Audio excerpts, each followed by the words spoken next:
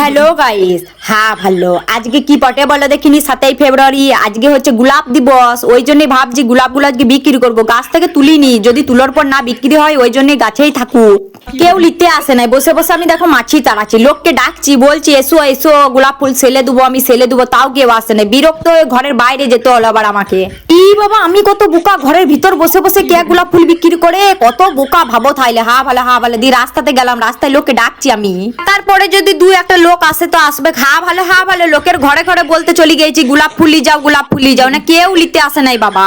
হ্যাঁ দেখো, আরেকটা ঘরে বলতে চলে গেলাম যে গোলাপ ফুল নিয়ে যাও, ইয়ারা বলছে না না লুবুনে, আমাদের ঘরে আছে, তোদের ঘরে নিয়ে পরে কি করবো আমরা। লেয় নাই তো লেয় নাই। হ্যাঁ ভালো, আমি নিজে নিজে একটা তুলে পরে কাউকে দিই গে। ই বাবা গোলাপ ফুল তুলতে গিয়ে হাতে কাটা ঢুকে গেল যে গু, কাটা ঢুকি গেছে। দিয়ে পরে একটা গান মনে পড়লো, গোলাপ ফুলের কাটা আমার বন্ধু সাদা মাটা। হ্যাঁ ভালো, দেখো গোলাপ ফুলের কাটাটা বের করে নিলাম, এবার আমি দিয়ে দেবো গোলাপ ফুলটা। হ্যাঁ ভালো, যাকে গোলাপ ফুলটা দিচ্ছি সে বিটা ছেলে না বিটি ছেলে, কমেন্ট বলো দেখিনি তোমরা, দেখি কেমন বলতে পারো।